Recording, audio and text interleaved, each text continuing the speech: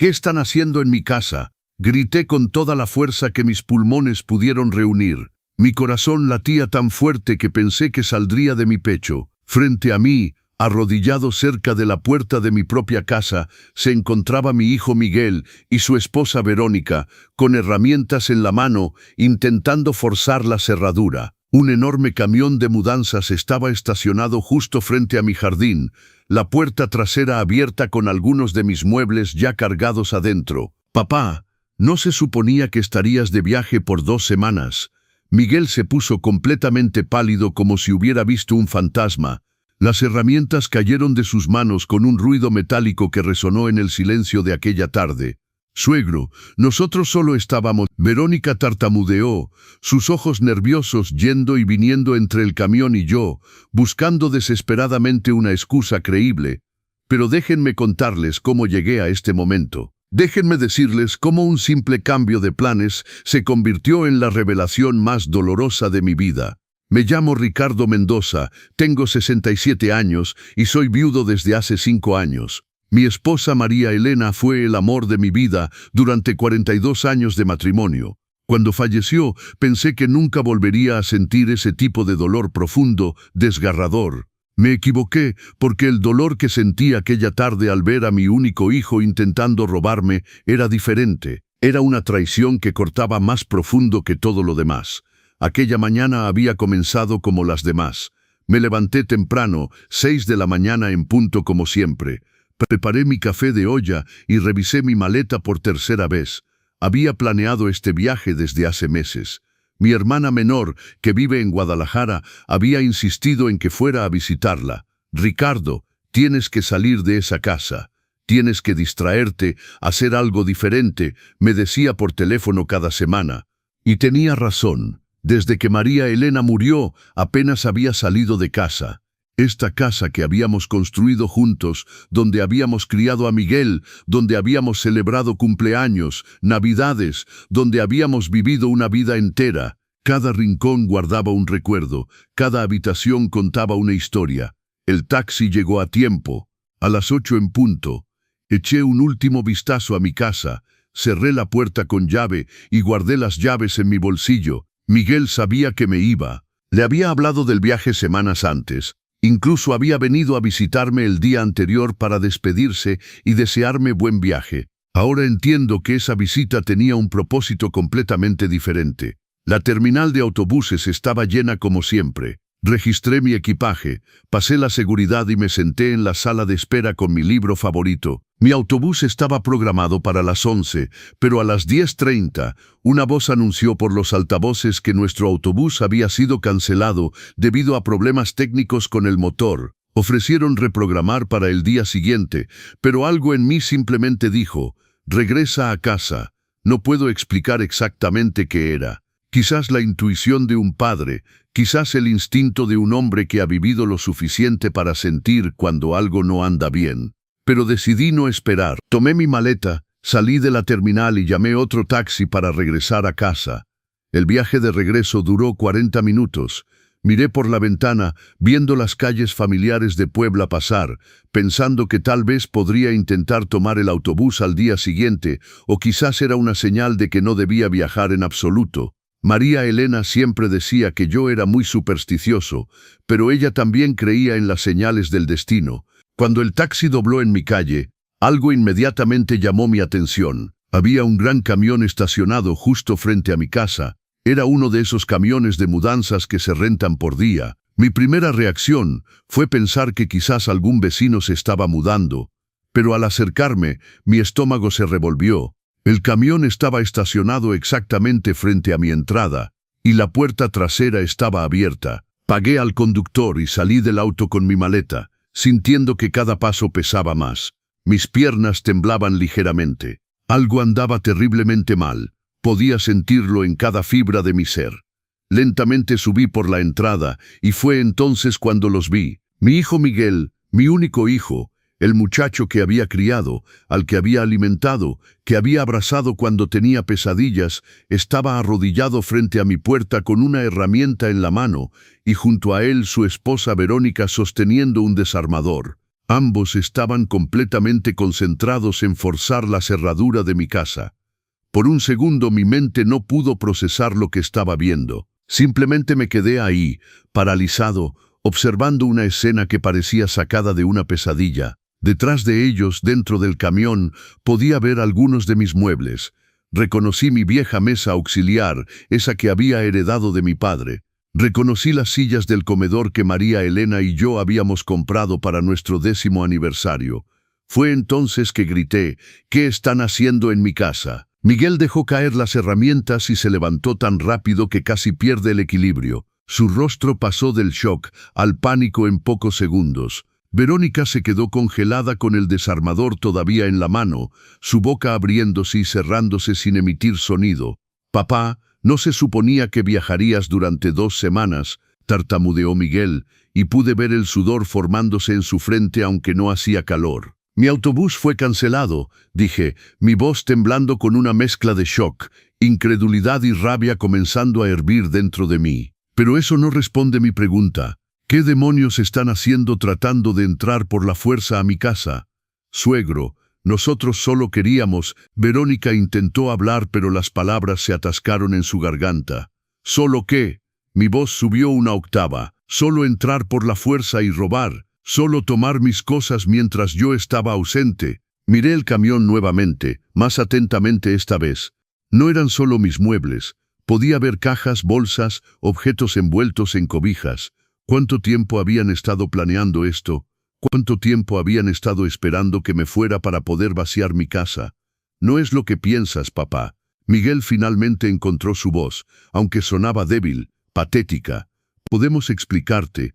«Entonces explica», dije, cruzando los brazos sobre mi pecho, tratando de controlar el temblor que recorría todo mi cuerpo. «Explícame por qué mi propio hijo está tratando de forzar la entrada de mi casa. Explícame por qué hay un camión de mudanzas lleno de mis cosas. Explícame por qué siento que mi corazón se rompe en 1000 pedazos en este mismo momento».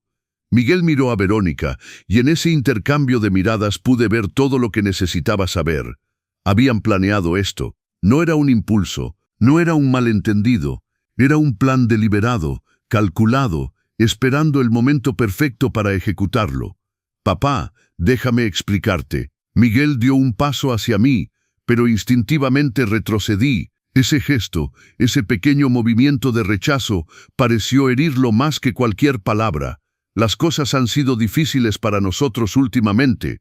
«Difíciles», repetí, mi voz cargada de incredulidad. «¿Y eso les da el derecho de robarme?».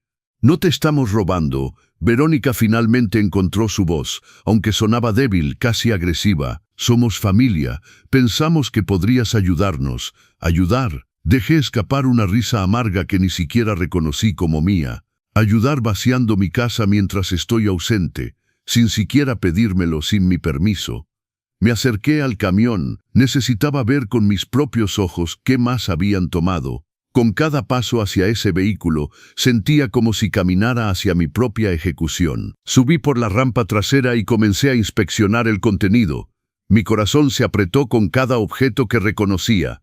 Estaba el juego de porcelana que María Elena me había regalado para nuestro aniversario.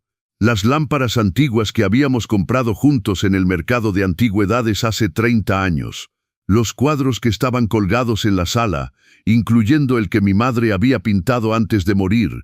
Libros, adornos, incluso la vieja radio que pertenecía a mi padre. «¿Cuánto?», pregunté sin voltearme a verlos. Mi voz no era más que un murmullo. ¿Cuánto pensaban obtener vendiendo toda mi vida? «Papá, por favor». La voz de Miguel sonaba rota detrás de mí. Me volteé para enfrentarlos y las lágrimas que había contenido comenzaron a correr por mi rostro. «Tengo una pregunta muy simple, Miguel. Solo una pregunta. Y quiero la verdad». El silencio que siguió fue ensordecedor. Miguel no podía mirarme a los ojos. Verónica se mordía el labio inferior, mirando fijamente el suelo. «Respóndeme», exigí, mi voz temblando. «¿Es esta la primera vez que entran a mi casa sin mi permiso?».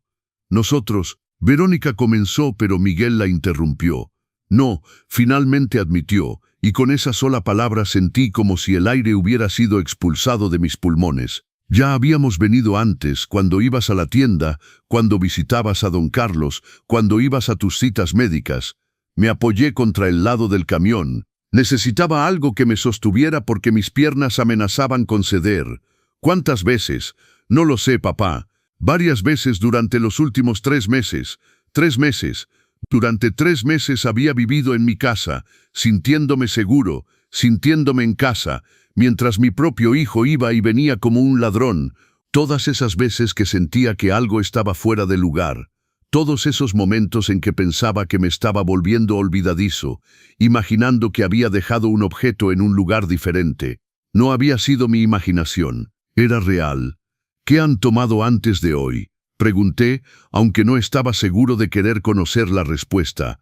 ¿Qué otras cosas han sacado de aquí? Verónica y Miguel intercambiaron otra mirada, esa comunicación silenciosa de las parejas que han compartido secretos. Cosas pequeñas, murmuró Verónica, cosas que pensamos que no notarías de inmediato. ¿Cómo qué? Insistí, sintiendo la rabia hervir nuevamente en mi pecho. Joyas, admitió Miguel, su voz apenas audible. Candelabros de plata, libros viejos que pensamos que tenían valor. Cada palabra era como un golpe directo a mi corazón. Las joyas de María Elena, murmuré. Los aretes de perlas que me dejó antes de morir, el collar que usó en nuestra boda. Yo pensé que los había perdido. Busqué por toda la casa durante semanas. Las necesitábamos, papá. Miguel trató de justificarse. Teníamos deudas, teníamos que pagar. Pudieron haberme pedido ayuda, exploté, mi voz resonando en toda la calle. Soy tu padre, Miguel. Si necesitabas dinero, si tenías problemas, pudiste habérmelo dicho, pero en lugar de eso, decidiste robarme. Decidiste traicionar mi confianza de la peor manera posible. Sabíamos que no tenías mucho dinero. Verónica intervino, y había algo en su tono que me hizo mirarla más atentamente. Siempre dices que tu pensión apenas cubre lo esencial, que tienes que cuidar cada peso. Y eso les da el derecho de decidir por mí. Grité. Eso les da el derecho de entrar a mi casa como ladrones y tomar lo que quieran. Caminé hacia la puerta de mi casa. Necesitaba entrar. Necesitaba ver que más había sido violado, que más había sido tocado por manos que creía que me amaban. Saqué mis llaves con mano temblorosa y abrí la puerta. El interior de mi casa parecía normal a primera vista, pero cuando miras con atención, cuando conoces cada rincón de tu hogar, puedes ver las ausencias. Podía ver los espacios vacíos donde mis cosas solían estar. El estante donde guardaba la colección de figuritas de cristal de mi abuela estaba vacío. El armario donde María Elena guardaba su colección de relojes antiguos tenía las puertas abiertas y los estantes desnudos. Me dirigí a mi habitación como en trance. Miguel y Verónica me seguían a cierta distancia, sin atreverse a acercarse demasiado. Abrí el cajón de mi cómoda, el cajón donde guardaba mis tesoros más preciados. Estaba prácticamente vacío. El medallón, dije, mi voz sonando hueca y muerta. El medallón de oro que María Elena me regaló en nuestro último aniversario juntos, con fotos de nosotros cuando éramos jóvenes. ¿Dónde está? Silencio. ¿Dónde está? Grité, volteándome hacia ellos con una furia que nunca había sentido antes. Lo vendimos, Verónica admitió tranquilamente. Hace 2 semanas. Necesitábamos pagar la renta, si no nos hubieran desalojado. Sentí como si me hubieran arrancado el corazón del pecho.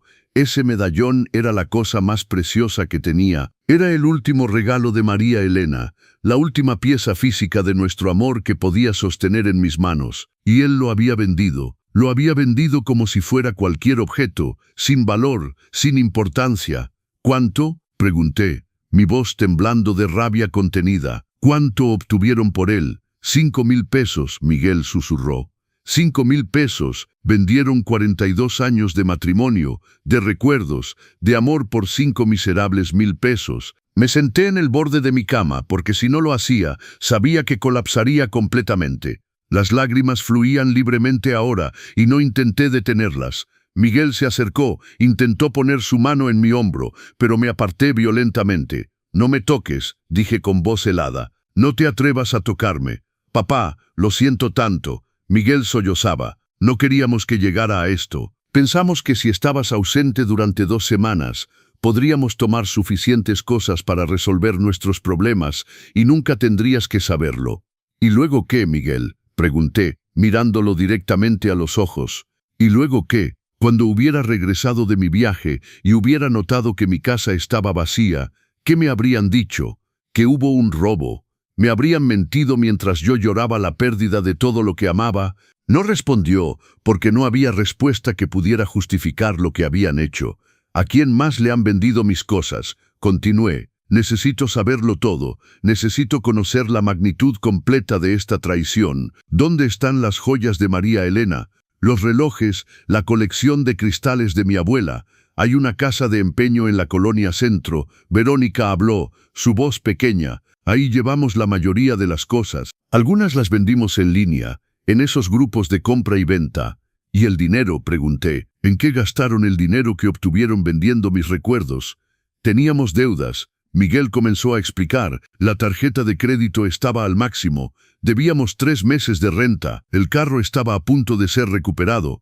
Teníamos cobradores llamando todos los días, amenazando con demandarnos. ¿Y nunca pensaste en pedirme ayuda?, repetí, sintiendo la incredulidad mezclarse con el dolor. ¿Nunca se te ocurrió venir a verme, tu padre, y decirme la verdad?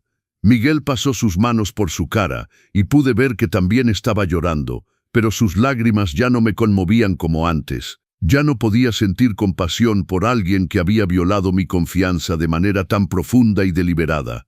Teníamos vergüenza, finalmente admitió, vergüenza de admitir que habíamos fallado, que no podíamos manejar nuestras propias finanzas, que nos estábamos ahogando en deudas. Entonces prefirieron convertirse en ladrones, dije amargamente. Prefirieron robar a un viudo de 67 años que vive solo de su pensión. ¿Esa fue la mejor solución que pudieron encontrar? No eres solo un viejo, Verónica intervino, y había algo en su tono que me hizo mirarla más atentamente. Eres dueño de esta casa, una casa grande, en un buen barrio. Vales mucho más de lo que piensas, Ricardo. Algo en la forma en que dijo eso me heló la sangre. ¿Qué quieres decir con eso? Verónica miró a Miguel buscando permiso o apoyo.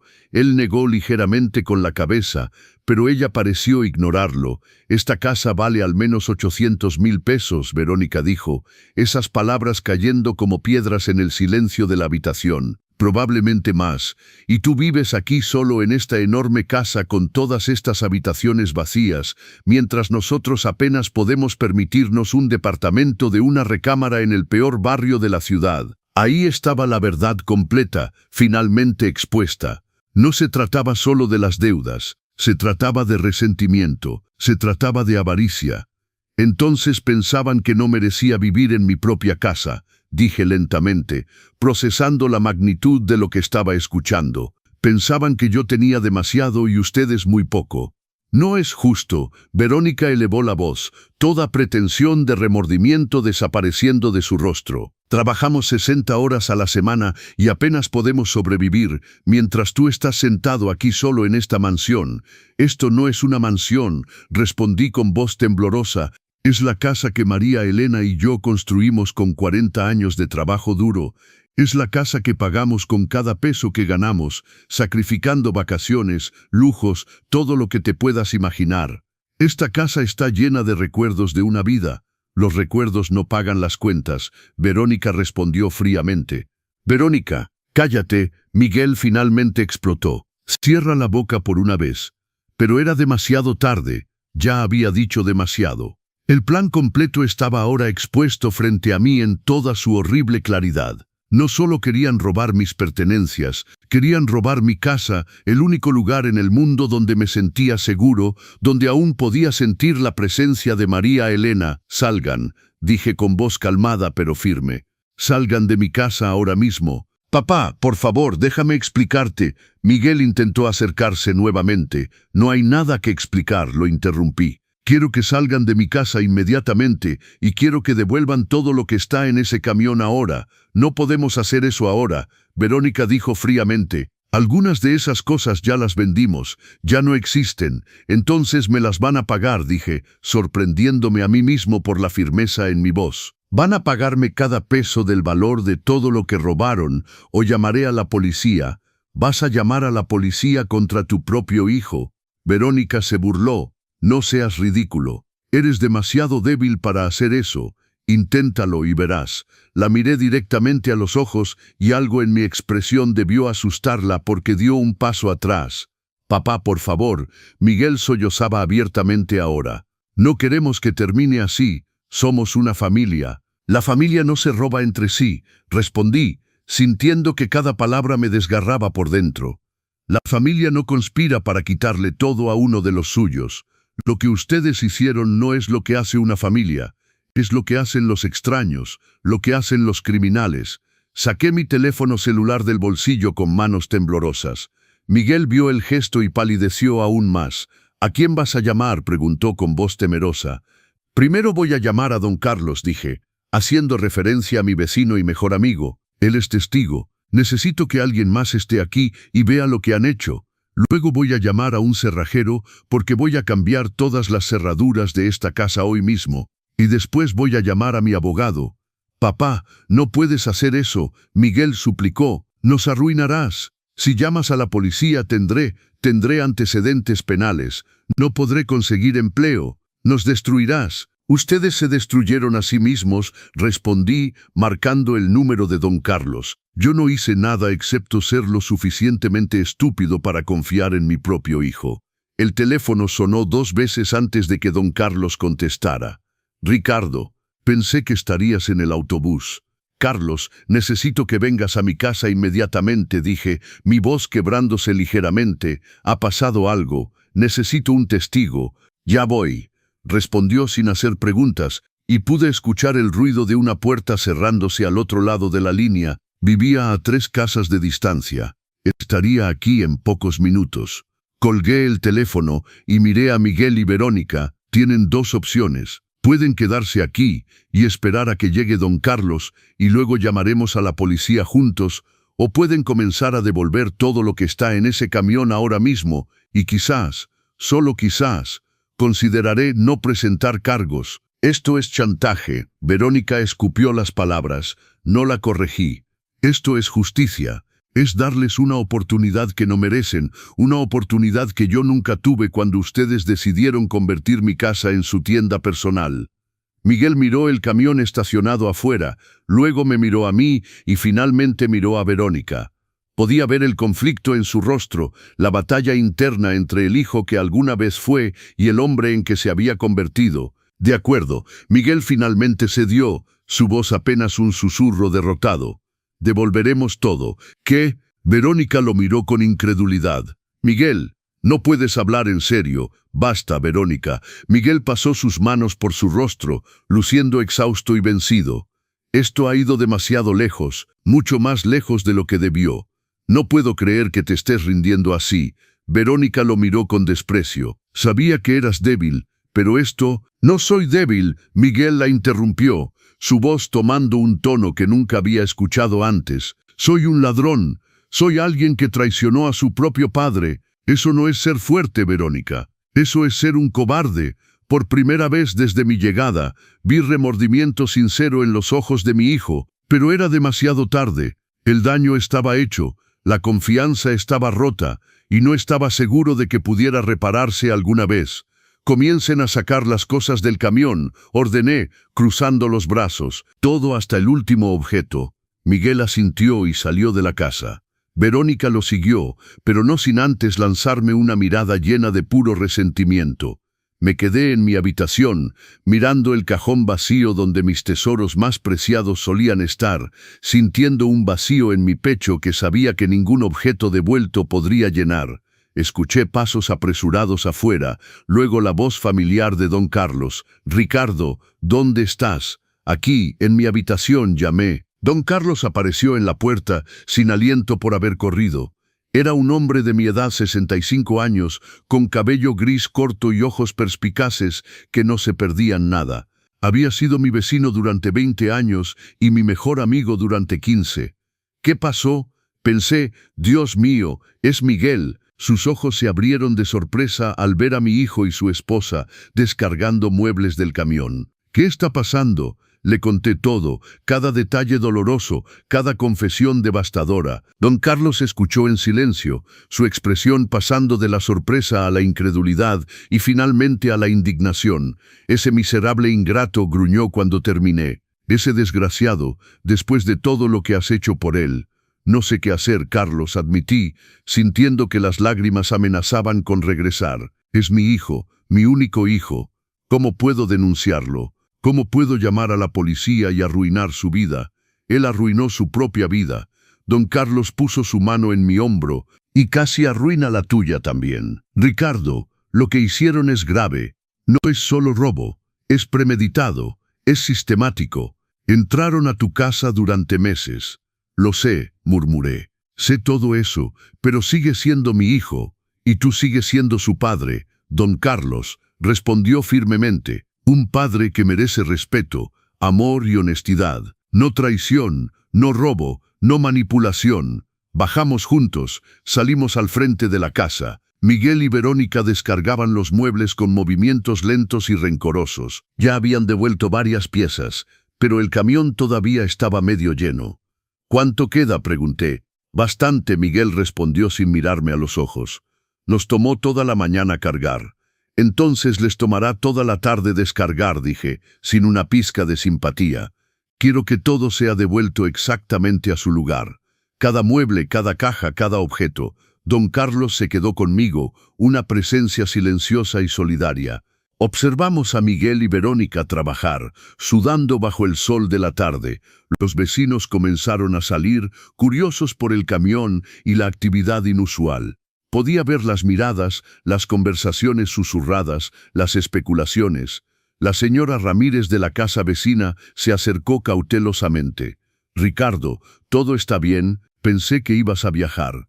«El viaje fue cancelado», respondí brevemente, sin querer entrar en detalles.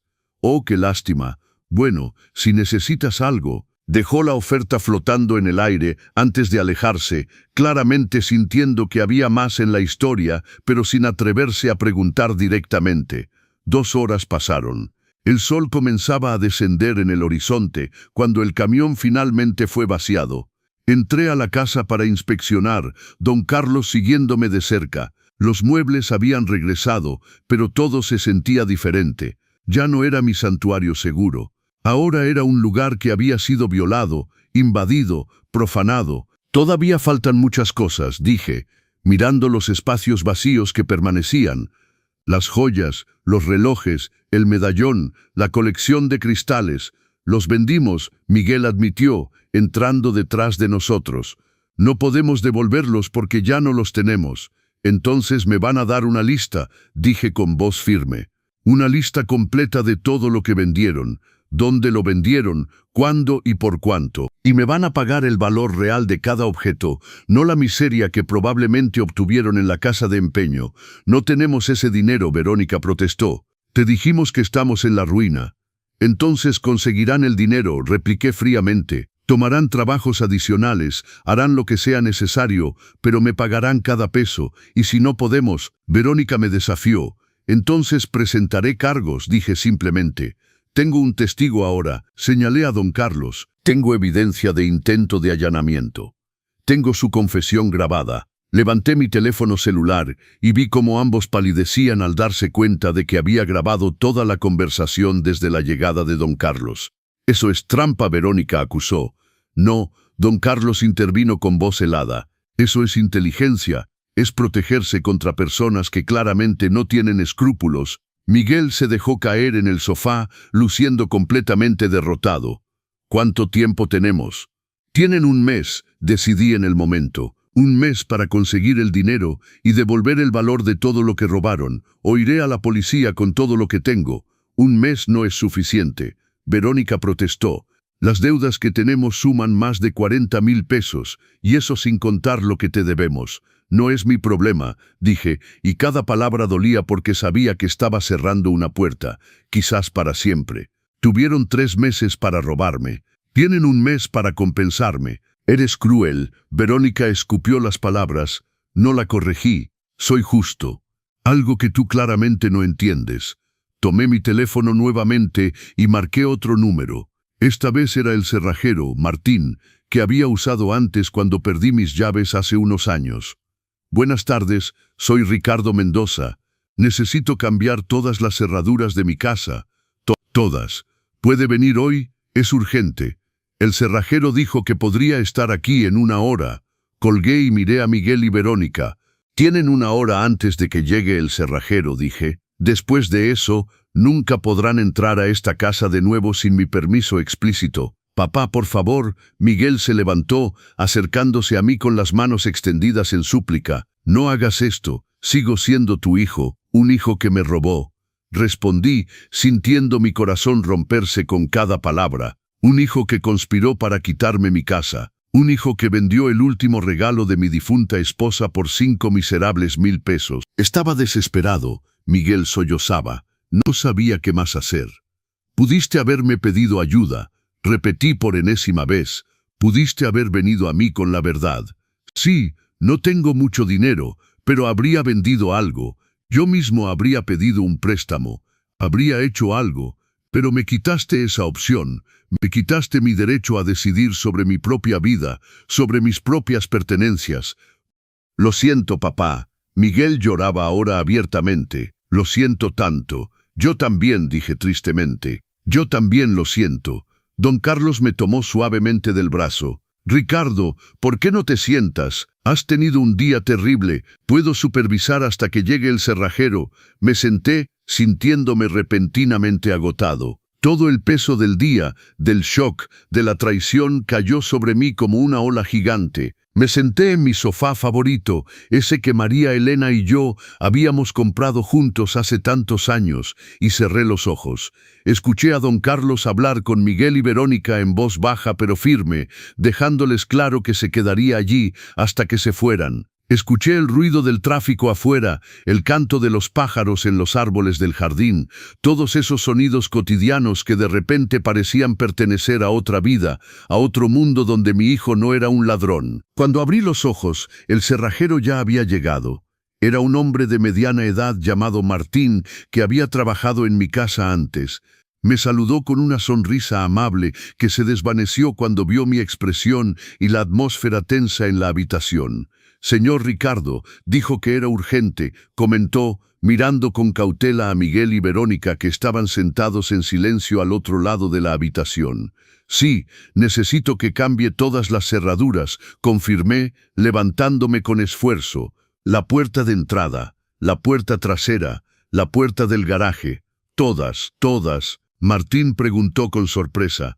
Eso costará alrededor de 1.500 pesos con la mano de obra. No importa, dije sin dudar. Hágalo. Vi a Miguel hacer una mueca ante la mención del dinero. 1.500 pesos que tendría que gastar porque ya no podía confiar en mi propio hijo. El sonido de sus herramientas llenó el silencio incómodo que se había instalado en la casa. Don Carlos preparó café en la cocina sin pedir permiso y me trajo una taza con 2 cucharadas de azúcar, exactamente como me gustaba. Bebe, ordenó suavemente. Has tenido un shock enorme. Tomé la taza con manos temblorosas y bebí. El líquido caliente me reconfortó un poco, aunque nada podía realmente calentar el frío que sentía en mi corazón. Miguel se acercó nuevamente, moviéndose con la cautela de alguien que se acerca a un animal herido. Papá, sobre el poder notarial que mencionó Verónica, lo revocaré mañana, lo interrumpí antes de que pudiera continuar. Iré con mi abogado y me aseguraré de que no tengas ningún tipo de autoridad legal sobre mis asuntos. Ninguna. Papá, por favor, intentó explicar. No era mi intención usarlo para mal. Fue Verónica quien sugirió que podríamos... No culpes a tu esposa. Lo corté nuevamente. Tú tomaste la decisión. Tú entraste a mi casa. Tú robaste mis cosas. Tú vendiste el medallón de tu madre. Esas fueron tus decisiones, Miguel. Tuyas, pero ella me presionó, insistió. Dijo que eras egoísta, que tenías demasiado mientras nosotros sufríamos. Me convenció de que estábamos haciendo lo correcto. ¿Y le creíste? Pregunté con incredulidad. ¿Realmente creíste que robar a tu padre viudo era lo correcto? Miguel no respondió, pero su silencio fue respuesta suficiente. Verónica se levantó bruscamente. No me voy a quedar aquí escuchando cómo me culpa por todo. Miguel es un adulto. Tomó sus propias decisiones. Tienes razón, acepté, sorprendiéndola. Es un adulto que tomó decisiones terribles, pero tú lo alentaste, lo manipulaste, lo empujaste a traicionar a su propio padre. No lo manipulé, Verónica protestó, solo le abrí los ojos a la realidad de que su padre vive como un rey mientras su hijo apenas puede pagar la renta. Como un rey, repetí, sintiendo la rabia hervir nuevamente en mi pecho. Vivir como un rey. Cocino mis propias comidas porque no puedo permitirme comer afuera. Uso la misma ropa desde hace años porque no puedo comprar nueva. Recorto cupones y espero las rebajas para comprar despensa. Eso es vivir como un rey. Tienes una casa de 800,000 pesos, Verónica respondió. Una casa que pagué durante 30 años con el sudor de mi frente y el de mi esposa. Respondí con voz temblorosa. Una casa que no pienso vender o hipotecar porque es lo único que me queda de mi vida con María Elena. Es mi casa, mi santuario, mi refugio. Es una inversión desperdiciada, Verónica dijo fríamente. Para ti quizás, dije. Para mí es mi vida. Martín terminó con la primera cerradura y comenzó con la puerta trasera. Cada sonido de su trabajo era como un clavo en el ataúd de nuestra relación. Cada nueva cerradura era otra barrera entre nosotros. ¿Qué pasa ahora? Miguel preguntó con voz pequeña. ¿Simplemente nos vas a cortar de tu vida? No lo sé, admití honestamente. Necesito tiempo, necesito espacio, necesito procesar todo esto. ¿Tiempo hasta cuándo?, insistió. ¿Una semana? ¿Un mes? ¿Un año? No lo sé, Miguel repetí, sintiendo el cansancio hasta los huesos. No tengo las respuestas ahora mismo. Solo sé que no puedo mirarte sin sentir esta traición royéndome por dentro. Somos tu familia, dijo desesperadamente. Y ustedes me trataron peor que a un extraño, respondí. Me trataron como un blanco, como una fuente de dinero fácil, no como un padre, no como una persona. Don Carlos reapareció con más café, esta vez trayéndome también agua. Ricardo, ¿quieres que se vayan? Puedo pedirles que esperen afuera mientras el cerrajero termina. Miré a Miguel y Verónica. Mi hijo lucía destrozado, con ojos rojos e hinchados de tanto llorar. Verónica lucía resentida pero derrotada, sabiendo que había perdido esta batalla. Una parte de mí quería echarlos de inmediato, no volver a verlos nunca, pero otra parte, la que todavía era un padre a pesar de todo, quería abrazarlo y decirle que todo estaría bien, pero no podía hacer eso, no todavía, quizás nunca. Pueden quedarse hasta que el cerrajero termine, decidí, pero quiero que se vayan después y no regresen sin llamar primero. Si se presentan aquí sin avisar, llamaré a la policía. ¿Llamarías a la policía contra tu propio hijo?, Miguel preguntó con incredulidad. Después de hoy, no sé de qué son capaces, respondí con brutal honestidad. Así que sí, llamaré a la policía si necesito protegerme. Esas palabras parecieron golpearlo más fuerte que cualquier otra cosa que hubiera dicho. Se derrumbó nuevamente en el sofá, la cabeza entre las manos, sollozando en silencio. Martín trabajó durante otra hora, cambió 3 cerraduras en total y me dio un juego completo de llaves nuevas. También ofreció instalar cerraduras de seguridad adicionales, pero rechacé. Ya había gastado suficiente dinero por hoy. Señor Ricardo, si necesita cambiar las cerraduras nuevamente o tiene problemas de seguridad, no dude en llamarme, dijo Martín mientras terminaba de guardar sus herramientas. Me dio su tarjeta y una mirada compasiva que sugería que había entendido más de la situación de lo que me hubiera gustado. Le pagué en efectivo del dinero que había ahorrado para emergencias. Nunca imaginé que una emergencia sería protegerme de mi propio hijo. Después de que Martín se fue, me volví hacia Miguel y Verónica. Es hora de que se vayan. Miguel se levantó lentamente, como un hombre caminando hacia su ejecución. Papá, ¿puedo al menos darte un abrazo? ¿Puedo al menos despedirme apropiadamente? Miré a mi hijo, el niño que había criado, el bebé que había sostenido en mis brazos, el adolescente al que había ayudado con su tarea, el joven al que había visto casarse con esperanza y amor, y no sentí nada. Un vacío donde el amor incondicional solía residir. No, dije simplemente, en este momento no soporto que me toques. Vi el dolor en sus ojos y una pequeña parte cruel de mí se regocijó. Quería que sintiera, aunque fuera una fracción del dolor que yo sentía. Entiendo, Miguel murmuró. Papá, lo siento. Lo siento tanto por todo. Sé que estas palabras no significan nada ahora, pero las digo de todas formas. Tienes razón, dije con voz hueca. No significan nada. Verónica no dijo nada. Simplemente tomó su bolso y caminó hacia la puerta. Miguel la siguió después de una última mirada hacia mí, una mirada llena de remordimiento y desesperación. Recuerden, dije antes de que se fueran, tienen un mes para conseguir el dinero y devolver lo que robaron. De lo contrario, voy a la policía con todo. Lo conseguiremos, Miguel prometió, aunque su voz carecía de convicción. Y luego se fueron. Escuché el sonido de los pasos alejándose, el motor del camión de mudanzas arrancando, el vehículo alejándose por la calle. Y luego, por primera vez en el día, hubo silencio. Don Carlos cerró la puerta y aseguró la nueva cerradura. El sonido fue definitivo, final. Ricardo, dijo suavemente, viniendo a sentarse junto a mí. ¿Estás bien? No, admití. Y finalmente, permití que las lágrimas fluyeran libremente. No estoy bien en absoluto. Don Carlos me abrazó mientras lloraba. Lloré por la inocencia perdida, por la confianza rota, por la relación que quizás nunca se repararía. Lloré por el hijo que pensé que tenía y por el hombre en que realmente se había convertido. Lloré por María Elena, deseando que estuviera aquí, deseando que pudiera decirme qué hacer. Déjalo salir. Don Carlos murmuró, dándome palmaditas en la espalda como lo haría un padre. Llora todo lo que necesites, te lo mereces. No sé cuánto tiempo nos quedamos así. El sol se había puesto completamente cuando finalmente me separé de él, mis ojos hinchados y mi garganta dolorida de tanto sollozar. Don Carlos me trajo un pañuelo y un vaso de agua fría. Gracias, murmuré, bebiendo el agua lentamente. Gracias por estar aquí. No sé qué habría hecho sin ti.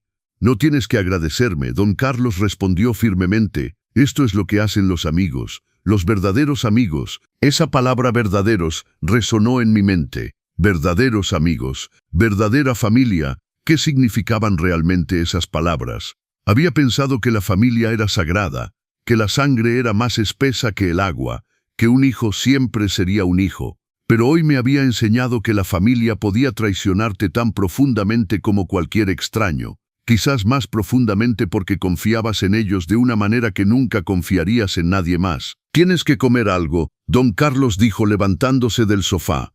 Apuesto a que no has comido nada en todo el día. Tenía razón. Mi última comida había sido el desayuno esa mañana, una eternidad atrás. Pero la idea de comer me revolvía el estómago. No tengo hambre, protesté débilmente. No me importa, don Carlos ya estaba en la cocina, abriendo el refrigerador. Vas a comer, aunque tenga que metértelo en la boca yo mismo. Has tenido un shock enorme y necesitas mantener tus fuerzas. Me preparó un simple sándwich y calentó sopa que encontró en la despensa. Me obligó a comer mientras se sentaba frente a mí, vigilándome como un halcón. Cada bocado era difícil de tragar, pero lo hice porque sabía que tenía razón. Necesitaba mantener mis fuerzas para lo que vendría. Y ahora don Carlos preguntó cuando terminé de comer, ¿cuál es tu plan? Mañana voy a ver a mi abogado, dije, habiendo reflexionado sobre esto durante los últimos minutos. Necesito revocar ese poder notarial inmediatamente. Luego tengo que hacer un inventario completo de todo lo que me robaron y estimar el valor real. ¿Puedo ayudarte con eso? Don Carlos ofreció. Tengo buena memoria para los detalles. Recuerdo muchas de las cosas que tenías. Gracias, dije, sintiendo una ola de gratitud por este hombre que había aparecido sin hacer preguntas, que había permanecido a mi lado durante todo este horrible día. También necesito decidir si realmente voy a presentar cargos si no me pagan. Agregué. ¿Tienes dudas? Don Carlos preguntó. Es mi hijo Carlos, suspiré. Sé lo que hizo. Sé que no tiene excusa. Pero sigue siendo, ¿cómo puedo enviar a mi propio hijo a la cárcel? No lo estarías enviando tú, don Carlos respondió con gentileza pero firmeza. Él mismo se envió allí con sus acciones. Tú solo estás protegiendo tus derechos, tus pertenencias, tu seguridad. Lo sé en mi cabeza, admití. Pero mi corazón dice que es mi bebé, el niño que crié, que alimenté, que cuidé cuando estaba enfermo. Ese niño creció, don Carlos dijo suavemente, y el hombre en que se convirtió tomó decisiones que tienen consecuencias. No puedes protegerlo de las consecuencias de sus propias acciones para siempre, Ricardo. A veces el amor significa dejar que las personas enfrenten lo que han hecho. Esas palabras tenían sentido, pero eso no las hacía más fáciles de aceptar. Don Carlos se quedó conmigo hasta tarde en la noche. Revisamos cada habitación de la casa juntos, tomando nota de lo que había sido devuelto y lo que todavía faltaba. La lista de objetos perdidos era devastadora. Las joyas de María Elena, valuadas en al menos 20,000 pesos. Mis relojes antiguos que habían sido tasados en 60,000 pesos hace unos años. La colección de cristales de mi abuela, irreemplazable pero probablemente con un valor de alrededor de 50,000 pesos. Y el medallón, mi precioso medallón, que no tenía precio para mí pero que ellos habían vendido por míseros 5,000 pesos. Tienen una deuda de al menos 135,000 pesos. Don Carlos calculó, examinando nuestras notas. Y eso siendo conservadores con las estimaciones. Algunas de estas cosas podrían valer mucho más. Nunca tendrán ese dinero, dije con certeza. Ya dijeron que tienen deudas de 40,000 pesos. ¿Cómo van a encontrar 135,000 pesos adicionales en un mes? Entonces irás a la policía. Don Carlos dijo simplemente, como si fuera lo más obvio del mundo. Entonces iré a la policía, repetí, probando las palabras en mi boca. Sonaban extrañas, falsas, como si estuviera hablando en un idioma extranjero. Esa noche, después de que don Carlos finalmente se fue a casa, me quedé despierto durante horas. La casa se sentía diferente. Cada crujido me hacía sobresaltar. Cada sombra parecía amenazante. Este lugar que había sido mi santuario durante décadas ahora se sentía como un espacio violado, inseguro. Me levanté y verifiqué todas las cerraduras 3 veces, luego 4, luego 5. Sabía que era irracional, que las cerraduras eran nuevas y seguras, que Miguel y Verónica ya no tenían las llaves, pero no podía detenerme. El miedo se había instalado en mis huesos de una manera que no podía sacudir. Finalmente, alrededor de las 3 de la madrugada, me quedé dormido en el sofá con todas las luces encendidas, incapaz de soportar la idea de dormir en mi habitación, donde gran parte de la confrontación había ocurrido. Me desperté con el sol entrando por las ventanas y mi cuerpo adolorido por haber dormido en una posición incómoda. Por un momento bendito, no recordaba nada. Luego todo regresó de golpe, como una ola fría, y tuve que respirar profundamente varias veces para no comenzar a llorar de nuevo. Me obligué a levantarme, a hacer café, a seguir una rutina normal, aunque nada era normal. Llamé a mi abogado, licenciado Ramírez, tan pronto como abrió su despacho a las 9. Ricardo Mendoza, qué sorpresa, dijo con su voz profesional más amigable. ¿Cómo puedo ayudarte? Necesito una consulta urgente, dije, tratando de mantener mi voz estable. Necesito revocar un poder notarial y posiblemente discutir la presentación de cargos penales. Hubo una pausa al otro lado de la línea. ¿Cargos penales? ¿Todo está bien? No. Admití, nada está bien, pero preferiría discutirlo en persona. Puedo verte esta tarde a las 2, ¿te parece bien? Perfecto, acepté. Ahí estaré. Pasé las siguientes horas preparándome para la reunión. Organicé todas mis notas, la grabación de la confrontación con Miguel y Verónica, las fotos que había tomado del camión de mudanzas y de los objetos siendo devueltos. Don Carlos tenía razón sobre ser meticuloso con la documentación. Si esto terminaba con la policía, necesitaba evidencia sólida. A la 1, me vestí con mi mejor traje, ese que María Elena siempre decía que me hacía ver poderoso y elegante. Necesitaba sentirme poderoso hoy. Necesitaba sentir que todavía tenía control sobre algo en mi vida. El despacho del licenciado Ramírez estaba en el centro de Puebla, en un edificio antiguo bien mantenido. Lo conocía desde hacía años, había manejado la venta de nuestra primera casa, había ayudado con el testamento de María Elena, había sido una presencia constante en los momentos legales importantes de mi vida. Su secretaria me hizo pasar inmediatamente. El licenciado Ramírez se levantó de su escritorio cuando entré, y su expresión preocupada me dijo que algo en mi apariencia revelaba el trauma que había sufrido. «Señor Ricardo, por favor siéntese», dijo, señalando una silla cómoda frente a su escritorio. «Se ve.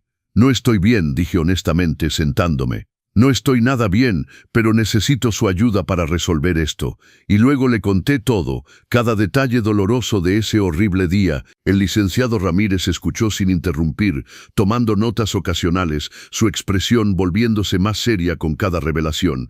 Esto es grave, señor Ricardo, dijo cuando terminé. Muy grave. Estamos hablando de robo, posible falsificación de documentos, conspiración. Su hijo podría enfrentar años de prisión. Lo sé, murmuré, por eso estoy tan devastado. Entiendo su conflicto. El licenciado Ramírez dijo con compasión, es su hijo, pero también debe protegerse. Primero, revocaremos ese poder notarial inmediatamente. Puedo preparar los documentos hoy mismo. Gracias, dije con alivio. Segundo, necesitamos decidir sobre los cargos penales, continuó. Tiene evidencia sólida, la grabación, el testimonio de su vecino, los hechos son claros, pero una vez que presente cargos, no hay vuelta atrás. El proceso legal seguirá su curso. Les di un mes, expliqué. Un mes para devolver el valor de lo que robaron. El licenciado Ramírez asintió pensativamente, juntando sus manos sobre su escritorio. Un mes es razonable, considerando las circunstancias, pero necesitamos formalizar esto. No puede ser solo un acuerdo verbal. Necesitamos un documento legal que establezca claramente los términos. ¿Qué tipo de documento?, pregunté aliviado de tener a alguien que supiera cómo manejar esto profesionalmente. Voy a preparar un acuerdo de restitución. El licenciado Ramírez explicó, detallaremos cada objeto robado, su valor estimado y el monto total que deben devolver. También incluiremos una fecha límite específica, 30 días desde la firma, y las consecuencias si no cumplen, que sería la presentación inmediata de cargos penales. ¿Él tendrá que firmarlo?, pregunté. Sí, confirmó. Y necesitaremos que lo haga ante notario. Eso lo hace legalmente vinculante. Si no firma, bueno, eso sería en sí mismo una admisión de que saben que hicieron algo malo y no están dispuestos a enmendarlo. ¿Y si firma pero no paga? Mi voz tembló ligeramente. Entonces usted tiene un documento legal que prueba que admitieron el robo y aceptaron la restitución, el licenciado Ramírez dijo firmemente. Eso hace la presentación de cargos mucho más simple. Básicamente se condenarían a sí mismos. Asentí lentamente, procesando todo esto. ¿Cuánto tiempo le tomará preparar este documento? Puedo tenerlo listo mañana por la mañana, respondió. También incluiré una cláusula que prohíbe todo contacto no solicitado con usted o cualquier entrada a su propiedad sin su consentimiento escrito explícito, básicamente una orden de alejamiento civil.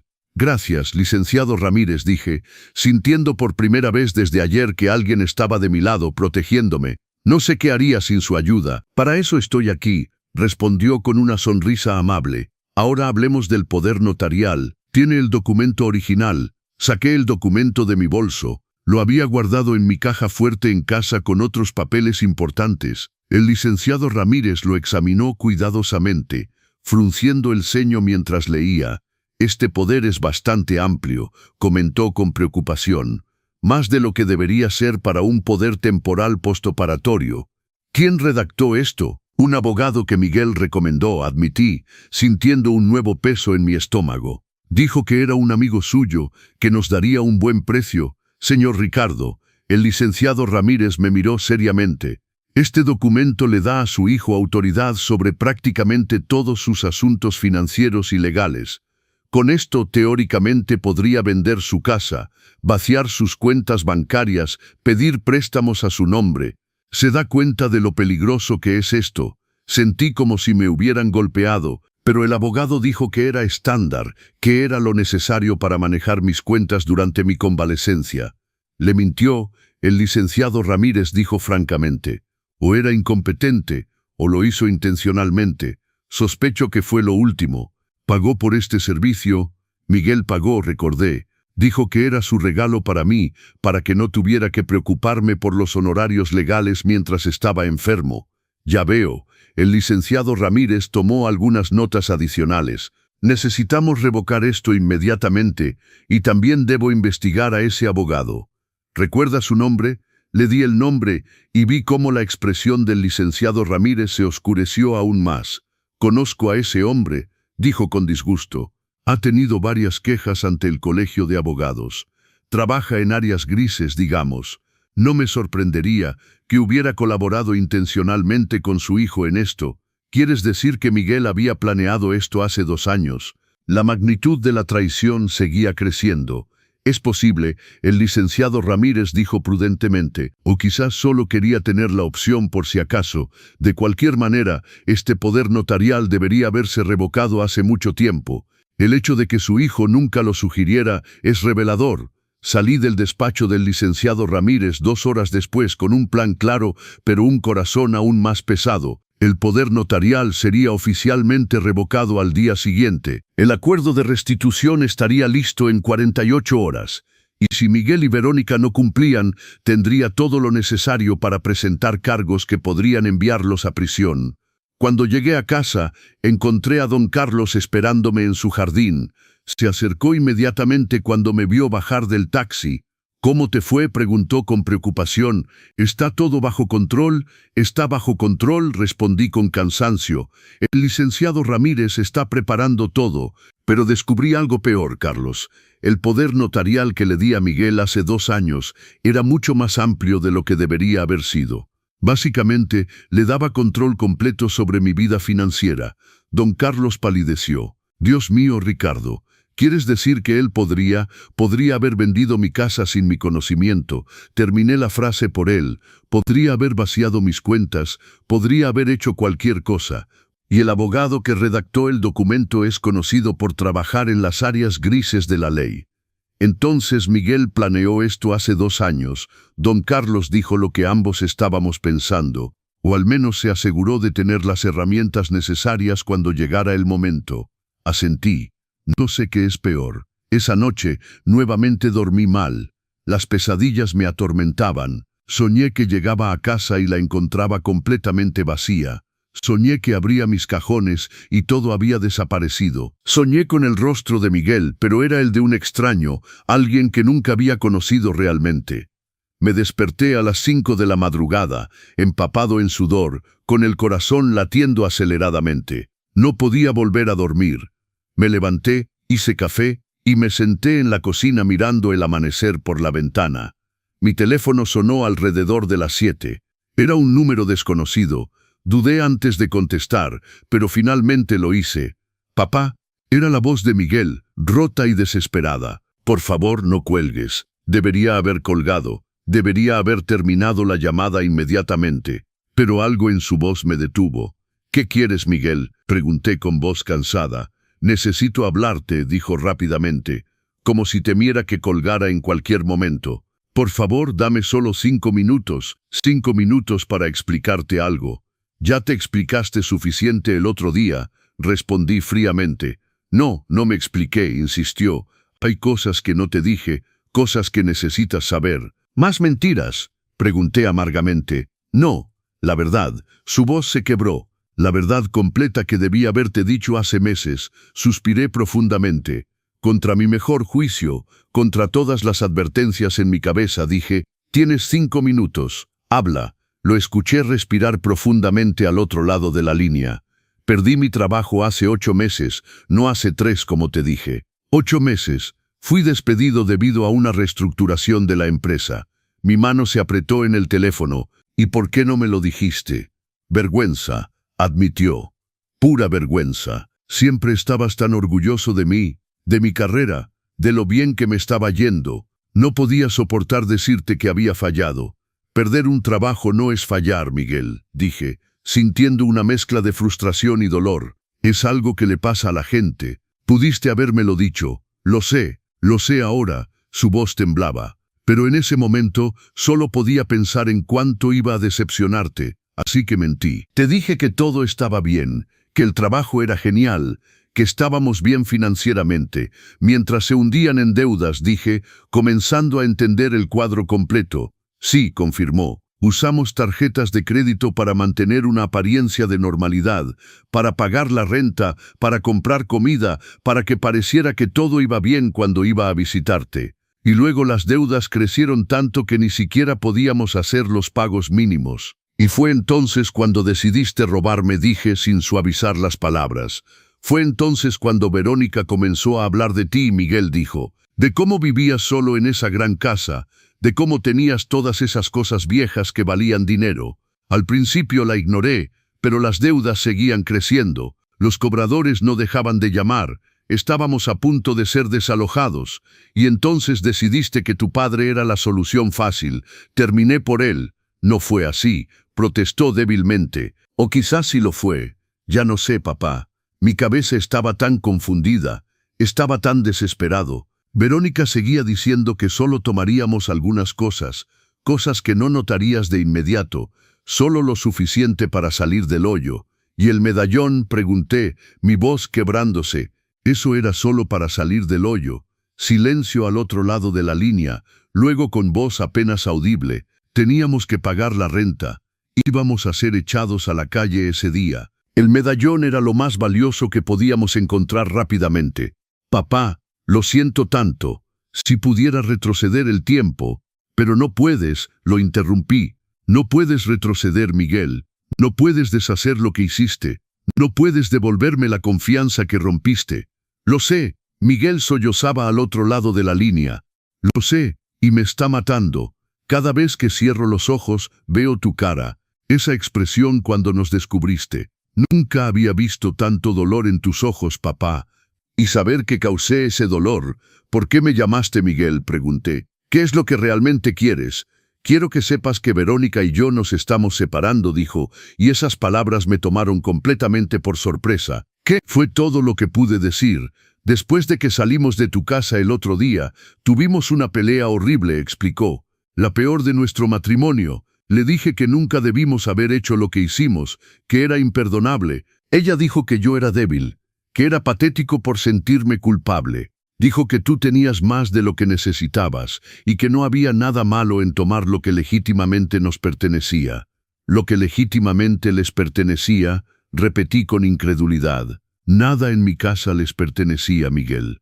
Eso es exactamente lo que le dije, continuó. Y ella insistió en que éramos familia, que la familia comparte todo, que tu casa prácticamente también debería ser nuestra. Fue entonces cuando me di cuenta de algo terrible, que papá, que ella nunca me amó realmente. Su voz se quebró completamente. Me amaba por lo que podía darle, por la seguridad que proporcionaba, por las posibilidades futuras, y cuando perdí mi trabajo y ya no podía mantener esa imagen, comenzó a buscar otras formas de obtener lo que quería. Y yo fui lo suficientemente estúpido y desesperado para seguirle el juego. Sentí una extraña mezcla de emociones. Una parte de mí quería consolar a mi hijo, decirle que todo estaría bien, pero otra parte, la que todavía sangraba por la traición, permanecía fría y distante. Esto no excusa lo que hiciste.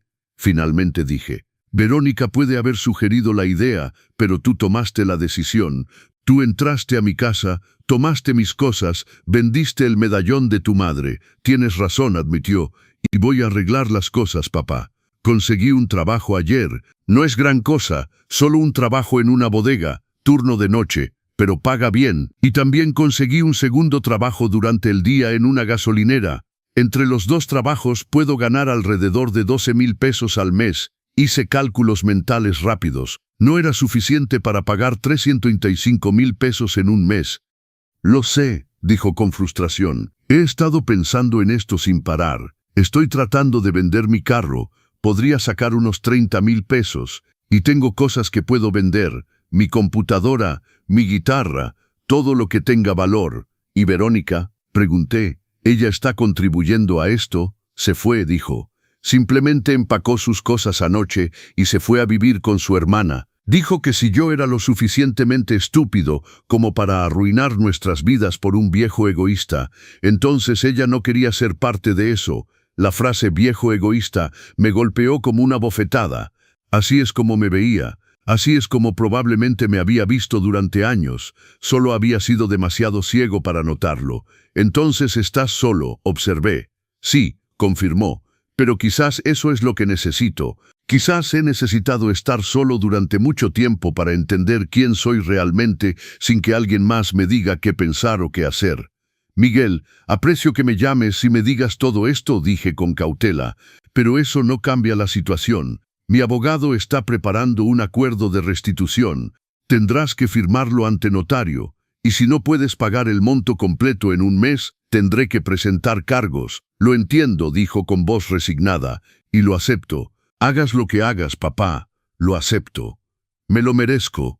No se trata de lo que mereces, respondí, sintiendo el cansancio en cada palabra. Se trata de protegerme, de asegurarme de que esto nunca vuelva a suceder.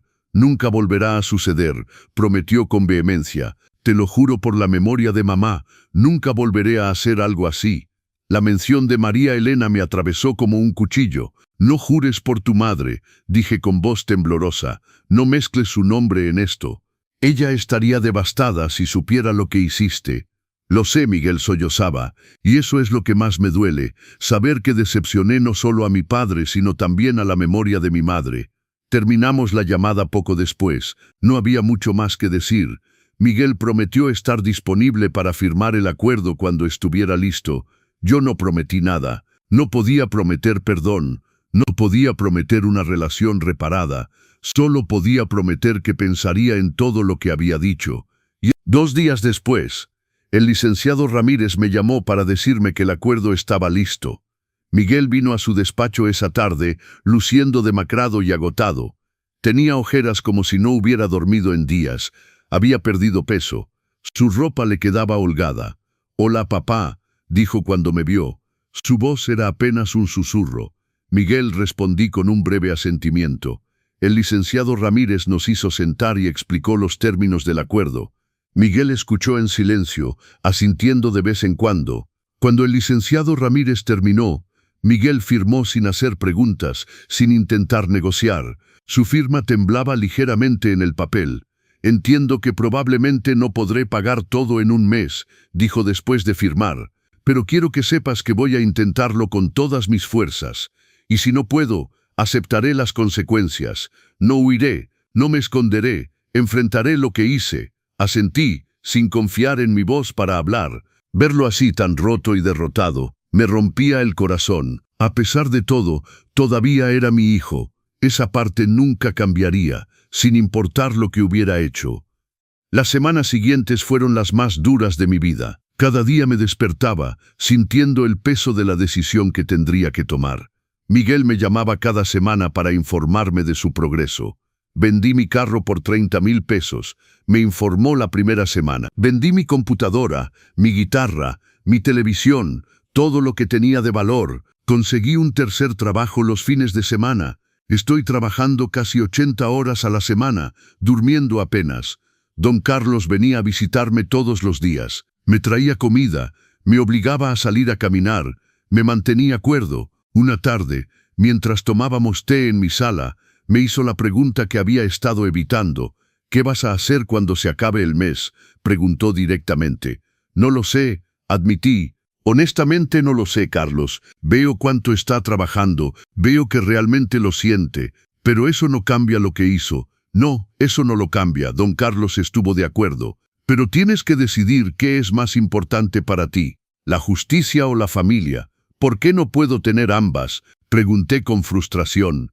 «Quizás puedas», don Carlos observó pensativamente, «pero probablemente no de la manera que esperas. La justicia no siempre viene de los tribunales, Ricardo. A veces viene de otras formas».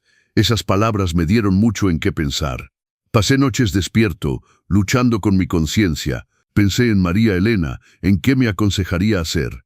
Ella siempre había sido más suave que yo, más indulgente, pero también había sido firme con los límites y las consecuencias. Una semana antes de que expirara el plazo, Miguel se presentó en mi puerta. Había llamado primero, pidiendo permiso para visitarme. Cuando abrí la puerta, casi no lo reconocí. Había perdido al menos 7 kilos. Su rostro estaba demacrado con líneas profundas de cansancio y estrés. «Pasa», dije, haciéndome a un lado. Entró con cautela, como un animal asustado. Se sentó en el borde del sofá, las manos juntas entre las rodillas. «Tengo 25,000 pesos», dijo sin preámbulo. «Sé que no es suficiente.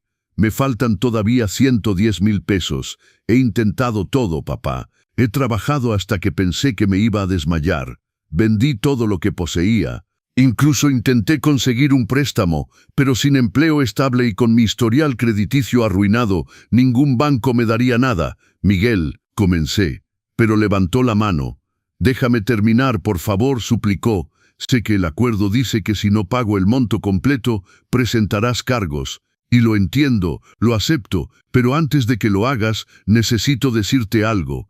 «Te escucho», dije suavemente. «Estos últimos 30 días han sido los peores de mi vida», comenzó, su voz temblando, «pero también los más reveladores. Trabajar en todos esos empleos, vivir solo, tener tiempo para reflexionar sobre lo que hice, sobre en quién me había convertido. Me di cuenta de algo, papá». «¿Qué?», pregunté. «Me di cuenta de que había perdido mi camino hace mucho tiempo», Miguel continuó, las lágrimas corriendo por su rostro. «Cuando mamá murió, no supe cómo manejarlo.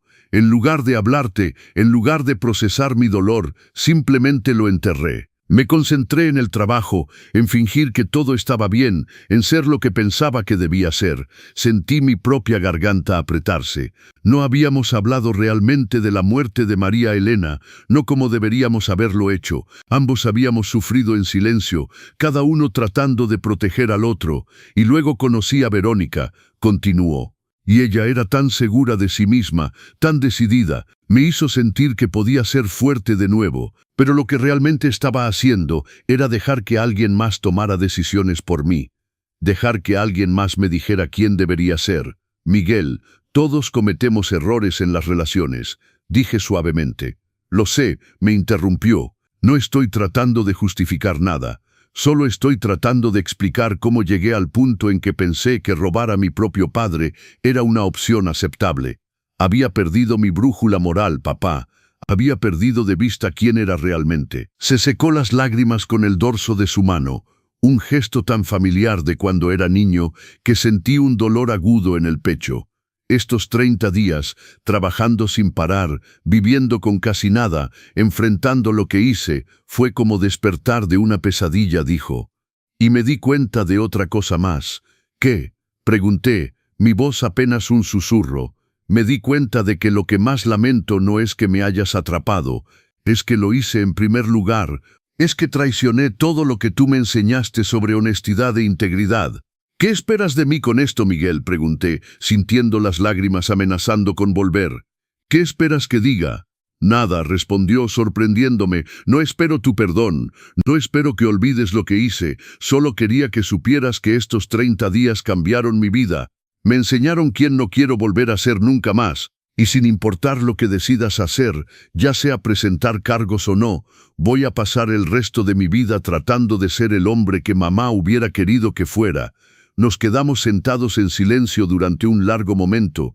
Podía escuchar el reloj de pared, el mismo reloj que María Elena y yo habíamos comprado en nuestro viaje a Oaxaca hace 25 años. Cada tic-tac parecía marcar el peso de la decisión que debía tomar. «¿Todavía tienes los 25,000 pesos?», finalmente pregunté. Miguel asintió sacando un sobre grueso de su chaqueta. «Están todos aquí, en efectivo como especificaba el acuerdo». Tomé el sobre, sintiendo su peso en mis manos. 25,000 pesos, 30 días de trabajo agotador, de sacrificio, de enfrentar las consecuencias. No era el monto completo, pero era la prueba de un esfuerzo sincero. «Me lo voy a quedar», dije, y vi cómo sus hombros se relajaron de alivio. «Pero no voy a presentar cargos, no todavía». «¿Qué?». Su voz estaba llena de esperanza cautelosa. «Escucha con atención, Miguel», dije firmemente. «No perdono lo que hiciste. No estoy diciendo que esté bien. Estoy diciendo que veo tu esfuerzo, veo tu arrepentimiento sincero, y creo que enviarte a prisión no reparará nuestra relación ni devolverá lo que perdí». «¿Entonces qué?», comenzó a preguntar. «Los 110,000 pesos restantes», continué, «los pagarás con tiempo». «¿Con tiempo?», preguntó confundido. «Una vez al mes», expliqué, una idea formándose mientras hablaba. «Vendrás a mi casa, me ayudarás con cosas que necesito, reparaciones, jardinería, lo que sea, y hablaremos de verdad, no solo de superficialidades. Hablaremos de tu madre, de tu dolor, de cómo reconstruir la confianza». Vi la sorpresa en su rostro. «Me estás dando otra oportunidad. Te estoy dando la oportunidad de ganarte una», corregí. «Pero entiende esto claramente. Las cerraduras siguen cambiadas. Nunca más tendrás llaves de esta casa. Si quieres visitarme, llamarás primero. Si necesito ayuda, te llamaré yo, pero nunca más entrarás a mi casa sin invitación. Entendido, entendido, asintió vigorosamente. Papá, te prometo que nunca más te decepcionaré. Eso espero, dije, sintiendo el peso de los años caer de mis hombros, porque esta es tu última oportunidad, Miguel. Si traicionas mi confianza de cualquier manera nuevamente, no habrá más conversación. Presentaré cargos inmediatamente. No lo haré, prometió. Te lo juro por la memoria de mamá, por todo lo sagrado, nunca volveré a fallar. Esta vez, cuando mencionó a María Elena, no dolió tanto, porque podía ver a mi esposa aprobando esta decisión. Ella siempre creyó en segundas oportunidades, siempre creyó en la redención, pero también creía en las consecuencias y en los límites claros. Miguel se quedó un poco más. Tomamos café juntos, algo que no habíamos hecho en meses. La conversación fue incómoda al principio, llena de pausas y silencios tensos, pero gradualmente comenzamos a hablar de cosas reales. Habló de lo difícil que había sido perder a su madre, de cómo sintió que tenía que ser fuerte para mí cuando en realidad él también estaba devastado. Hablé de mi propia soledad, de cómo cada día en esta gran casa me recordaba lo que había perdido. Deberíamos haber tenido estas conversaciones hace 5 años. Finalmente dije, sí, Miguel estuvo de acuerdo, pero supongo que más vale tarde que nunca. Cuando se fue esa noche, lo abracé por primera vez desde el día de la confrontación. No fue como antes, no había esa calidez y confianza incondicional, pero era un comienzo, un pequeño paso hacia algo que, quizás con tiempo y esfuerzo, podría sanar. Don Carlos vino a visitarme al día siguiente, curioso sobre lo que había decidido. No voy a presentar cargos, le dije, al menos no por ahora. ¿Estás seguro?, preguntó, estudiando cuidadosamente mi rostro. No, admití honestamente, no estoy seguro de nada, pero estoy seguro de que enviar a mi hijo a prisión no devolverá lo que perdí, no devolverá el medallón de María Elena, no devolverá la confianza. Solo añadiría más dolor a una situación ya dolorosa. Eres más fuerte de lo que crees, don Carlos dijo tomando mi mano, y más sabio. No me siento sabio, suspiré. Me siento cansado. El perdón es cansado, don Carlos observó, pero el rencor es más cansado, y el rencor dura más tiempo. Tenía razón, como siempre. En las semanas que siguieron, Miguel cumplió su palabra. Llamó antes de cada visita. Vino una vez por semana para ayudar con las tareas del hogar. Reparó la cerca del jardín que había estado rota durante meses, limpió las canaletas, pintó la habitación de invitados que necesitaba una nueva capa de pintura desde hacía años, y hablamos. Hablamos de María Elena, de los buenos momentos y los momentos difíciles. Hablamos de su infancia, de los recuerdos que compartíamos. Lentamente, muy lentamente, comenzamos a reconstruir algo. No era lo que teníamos antes. Eso se había perdido para siempre.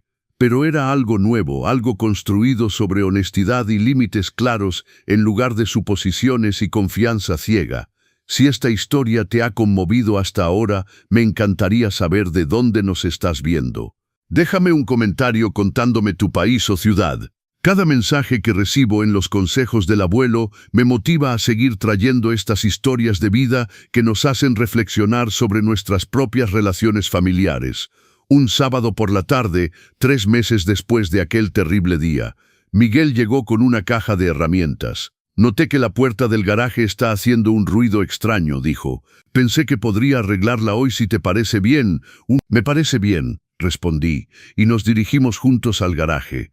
Mientras trabajaba, hablamos. Mencionó que había conseguido un trabajo de tiempo completo, mejor pagado en una empresa de logística. Ya no necesitaba los 3 trabajos. Todavía vivía solo, todavía aprendiendo a ser él mismo sin la influencia de Verónica. ¿Has sabido algo de ella?, pregunté. Firmamos los papeles de divorcio la semana pasada, dijo, sin levantar la vista de su trabajo. Fue civilizado. Un alivio, honestamente. Un alivio, sí. Pausó, limpiándose las manos en un trapo, porque me di cuenta de que durante años he estado viviendo la vida que ella quería, no la que yo quería. Ahora, por primera vez en mucho tiempo, tengo que decidir quién quiero ser, y es aterrador, pero también liberador. Asentí, entendiendo más de lo que probablemente sabía. ¿Y quién quieres ser, Miguel? Quiero ser alguien en quien puedas confiar nuevamente, dijo, finalmente mirándome. Sé que llevará tiempo. Sé que quizás nunca recuperemos completamente lo que teníamos. Pero quiero ser el hijo que mamá hubiera querido que fuera. El hijo que tú mereces. Sentí que las lágrimas amenazaban con volver, pero esta vez eran diferentes. No eran lágrimas de traición y dolor. Eran lágrimas de esperanza. Ya estás en camino, dije suavemente. Solo con reconocer lo que hiciste, con trabajar para enmendarlo, ya estás en camino. Un día, don Carlos y yo estábamos sentados en mi jardín, disfrutando del sol de la tarde. Había traído tamales que su esposa había hecho, y compartíamos un termo de café. ¿Cómo te sientes ahora?, preguntó. Sobre todo esto, sobre Miguel. Pensé cuidadosamente antes de responder. Me siento en paz, dije finalmente. No completamente, todavía hay dolor. Todavía hay momentos en que miro el cajón vacío donde estaba el medallón y siento esa pérdida aguda. Pero también siento que tomé la decisión correcta. ¿Cuál fue la decisión correcta?, don Carlos preguntó. ¿Perdonarlo o protegerte? Ambas, respondí, porque me di cuenta de que no son mutuamente excluyentes. Puedo perdonarlo y aún así tener límites. Puedo amarlo y aún así protegerme. Las nuevas cerraduras no son un castigo, son un límite saludable. Don Carlos sonrió. María Elena estaría orgullosa de ti. La mención de mi esposa ya no dolía como antes. Ahora traía una calidez, un consuelo. ¿Tú crees? Lo sé, dijo con certeza. Ella amaba a Miguel profundamente, pero también te amaba a ti. Y ella entendía que el verdadero amor incluye límites, respeto y consecuencias. Si has llegado hasta aquí en esta historia, significa que algo en ella resonó contigo. Tal vez tú también has enfrentado una traición familiar, o quizás conoces a alguien que está pasando por algo similar. Me ayudarías enormemente si le dieras like a este video y te suscribieras a los consejos del abuelo para no perderte más historias que exploran las complejidades de las relaciones humanas. 6 meses después del incidente, la casa se sentía diferente. Ya no se sentía violada o insegura. Se sentía como mi hogar nuevamente, pero un hogar que ahora protegía con más cuidado. Las nuevas cerraduras ya no eran solo metal y mecanismos, eran símbolos de límites saludables, de protección necesaria. Había aprendido que amar no significa permitir que te lastimen. Había aprendido que el perdón no significa olvidar o pretender que nada pasó. Miguel vino un domingo para ayudarme a plantar nuevas flores en el jardín.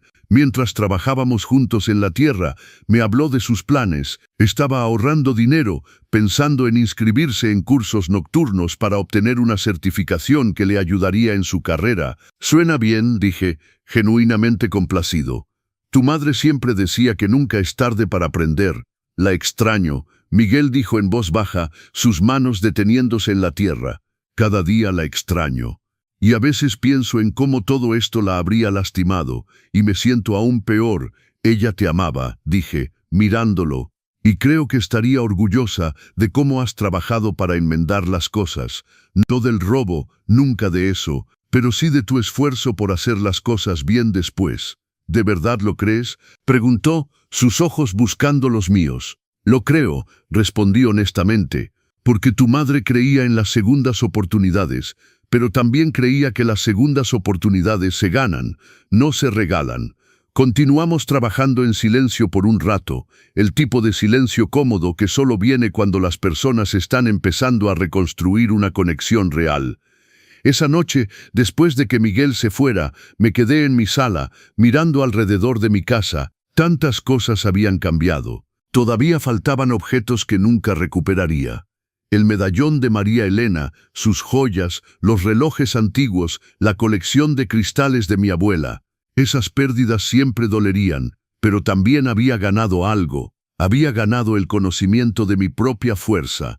Había aprendido que el amor no significa sacrificar tu seguridad. Había aprendido que perdonar no significa ser ingenuo o débil. Me levanté y caminé hacia la puerta de entrada, pasando mi mano sobre la nueva cerradura. Recordé las palabras que don Carlos había dicho meses atrás, palabras que ahora resonaban con una profunda verdad en mi corazón. Cada puerta cerrada no es un rencor, murmuré para mí mismo. algunas son protección. Cerré los ojos y pude sentir la presencia de María Elena a mi alrededor, en cada rincón de esta casa que habíamos construido juntos. Y supe, con profunda certeza, que ella estaría orgullosa de mí, no necesariamente por haber perdonado a nuestro hijo, sino por haberme protegido primero, por haber establecido límites, por haber sabido que el verdadero amor incluye respeto, y que el respeto requiere límites. Afuera, el sol comenzaba a ponerse, pintando el cielo con tonos de naranja y rosa. Era el final de un día, pero también el comienzo de algo nuevo, una nueva forma de vivir, quizás más cautelosa, pero también más consciente, más fuerte, más mía. Y por primera vez en mucho tiempo, me sentí en paz. Me senté en mi sofá favorito, ese que María Elena y yo habíamos elegido juntos hace tantos años, y pensé en el viaje que había hecho, desde aquel terrible día en que descubrí a Miguel y Verónica forzando mi puerta, hasta este momento de tranquila aceptación. El camino no había sido fácil. Hubo noches de insomnio, días de lágrimas, momentos de duda tan profundos que pensé que me ahogaría en ellos. Pero también hubo momentos de claridad, de fuerza, de descubrimiento. Había aprendido que la familia no es solo sangre, es respeto, es honestidad, es estar presente en los buenos y malos momentos sin traicionar esa confianza sagrada. Don Carlos había sido más familia para mí en esos meses difíciles que mi propio hijo lo había sido en años, pero también había aprendido que las personas pueden cambiar. Miguel no era el mismo hombre que había forzado mi puerta hace 6 meses. El trabajo duro, la reflexión, el enfrentar las consecuencias de sus acciones, lo habían transformado. No completamente quizás, el cambio verdadero toma tiempo, pero había comenzado el camino, y yo también había cambiado. Ya no era el viudo ingenuo que confiaba ciegamente. Ahora era alguien que amaba con los ojos abiertos, que perdonaba con límites claros, que protegía su paz con la misma ferocidad con que había protegido a su familia. El teléfono sonó, interrumpiendo mis pensamientos. Era Miguel. Papá, solo llamaba para decir buenas noches, dijo, y para agradecerte nuevamente por darme esta oportunidad. No tienes que agradecerme cada vez que llamas, Miguel, dije, aunque no pude evitar sonreír un poco. Lo sé, pero quiero hacerlo. Quiero que sepas que no doy por sentado ni un solo día de esta segunda oportunidad. Después de colgar, me quedé con el teléfono en la mano, pensando en cómo las cosas pequeñas, como una llamada para decir buenas noches, ahora significaban tanto más que antes. Me levanté y caminé por la casa, apagando las luces una por una. En cada habitación veía recuerdos. María Elena en la cocina, preparando su mole especial. Miguel de niño, corriendo por el pasillo. Navidades, cumpleaños, días ordinarios que ahora brillaban con el resplandor de lo irrecuperable. Pero también veía el futuro. Miguel viniendo a visitarme, no por obligación, sino por elección genuina. Conversaciones reales, no superficiales. Quizás, algún día, una relación que, aunque diferente a la anterior, sería auténtica y sólida. En mi habitación, abrí el cajón donde solía guardar el medallón. Todavía estaba vacío, siempre estaría vacío, pero de alguna manera esa pérdida ya no me consumía como antes. El medallón había sido un símbolo de mi amor por María Elena, pero no era el amor mismo. Ese amor vivía en mi corazón, en mis recuerdos, en la forma en que seguía viviendo mi vida guiado por los valores que habíamos compartido. Me acosté en mi cama y por primera vez en meses no tuve miedo de la oscuridad. No revisé las cerraduras 5 veces, no mantuve las luces encendidas. Simplemente cerré los ojos y dejé que el sueño viniera. Y vino pacíficamente. A la mañana siguiente me desperté con el canto de los pájaros. Era sábado y Miguel vendría más tarde para ayudarme a arreglar la gotera en el baño. Pero antes de eso, tenía el día para mí. Preparé mi café de olla, como había hecho cada mañana durante décadas. Me senté en mi pequeño patio trasero, sintiendo el sol cálido en mi rostro. Y en ese momento simple, ordinario, sentí algo que no había sentido en mucho tiempo. Gratitud, gratitud por estar vivo, por tener esta casa, por tener amigos como Don Carlos, por tener un hijo que a pesar de todo estaba tratando de ser mejor, por tener la fuerza para poner límites y la sabiduría para ofrecer segundas oportunidades. La vida me había enseñado una lección dura pero importante, que el amor verdadero no es ciego. El amor verdadero ve las fallas, las debilidades, las traiciones, y aún así elige seguir adelante, pero con ojos abiertos y límites claros. Las cerraduras en mi puerta no eran señales de falta de amor, eran señales de amor propio, de respeto propio, de la comprensión de que protegerse a uno mismo no es egoísmo, es supervivencia. Y mientras el sol subía en el cielo, pintando mi pequeño jardín con luz dorada, supe que María Elena estaría de acuerdo. Ella, que siempre había sido sabia, que siempre había entendido que el amor más grande es el que te permite ser fuerte. Esta es mi historia, una historia de traición, sí, pero también una historia de límites, de segundas oportunidades ganadas y de la comprensión de que perdonar no significa olvidar y que amar no significa ser vulnerable sin protección. Cada puerta cerrada no es un rencor, algunas son sabiduría, algunas son amor propio, algunas son simplemente necesarias. Y eso está bien. ¿Te gustó esta historia? Me encantaría saber qué pensaste. ¿Habrías tomado la misma decisión que Ricardo? ¿O habrías hecho algo diferente? Déjame tus comentarios abajo. Cada comentario, cada like, cada suscripción a los consejos del abuelo me ayuda a seguir trayendo estas historias de vida que nos hacen reflexionar sobre nuestras propias relaciones.